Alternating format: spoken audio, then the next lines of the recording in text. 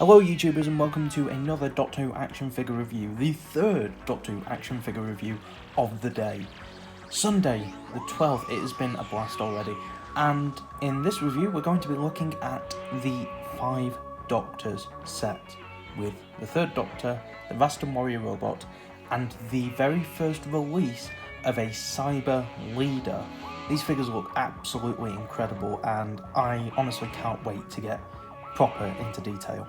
This set also comes with a backdrop of where the Raster Warrior Robot and the Cybermen have a kind of battle against each other. And it also features the cave where the third Doctor and Sarah Jane Smith hide. So to start off, I'm going to be taking a look at the third Doctor. The third Doctor is played by John Pertwee, looks absolutely incredible here, and it is in his costume from the serial, The 5 Doctors, as said, with the open shirt with no bow tie or cravat. This means that the tooling for this costume has been updated slightly, as it has only ever been used on Tom Baker regeneration figures.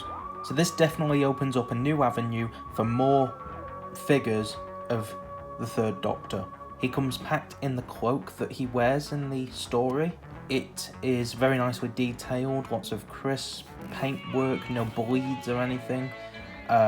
They've done a fantastic job of this figure, as always.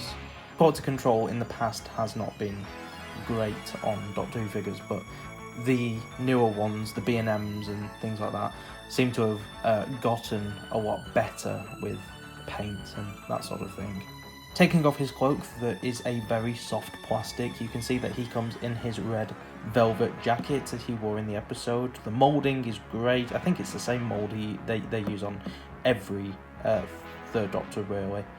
And you can see that it has pockets on it and that sort of thing. And he comes in his black pants and shoes as well. The detail is fantastic with the red piping as well down the costume. The articulation for this figure is as standard. The head moves very slightly.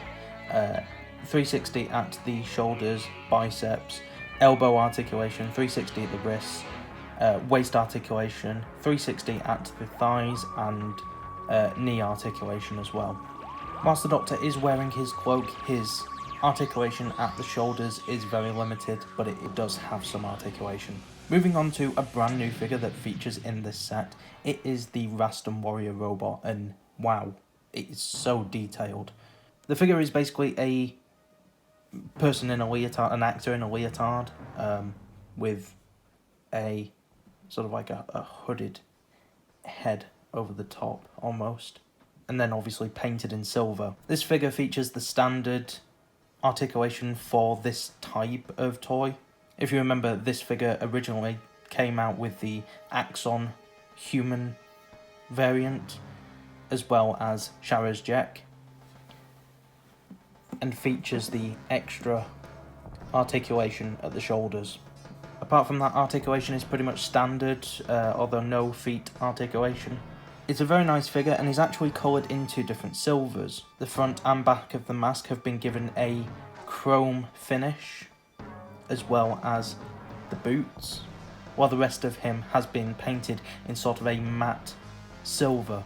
It still looks really nice, and you can even see his gloved fingers as well, which are nicely detailed inside the the gloves. It's a great addition to the collection, and it's the first figure that we've seen of the Raster Warrior Robot. So this isn't like a re-release or anything, it is actually its first ever release, and I'm so thankful that we have something of the 5 Doctors. However, this was speculated to be in the set a while ago, so honestly I'm not surprised that it's in there, because it is a figure that would be so simple to make, especially with this actor leotard body that they have used throughout this wave, as they have used this for the Sensorites, the Vord, and the androids in Earthshock as well. And now onto the Cyber Leader, and wow, what a figure. This figure is basically an attack Cyberman figure, but with the Earthshock gun instead, as they did have in that episode. And obviously, as you can tell, he finally has the black handles, which look really nice with this silver paint job. Obviously, he has the Attack of the Cybermen boots, as they wore in that episode, and they've been given a slight dirty wash just to make it clear that it has been, or he has been rather, walking on ground. You can see it's a lot more muddy on the bottom. It is certainly a very nice figure, and it will go very well with the rest of the collection. Overall, this set is absolutely fantastic, and I honestly can't wait for the rest of this wave to come through. It's absolutely fantastic that we finally get to see a cyber leader, and I honestly can't wait to see what else that character have in store for us next year and the year after. Character have really done fantastic with this set, and honestly, it really goes to show. I hope you've enjoyed watching this review, and next time, finally, I will get round to reviewing the 10th planet, Cyberman. This has been Dr. Bluebox, and I will see you all next time. Bye bye.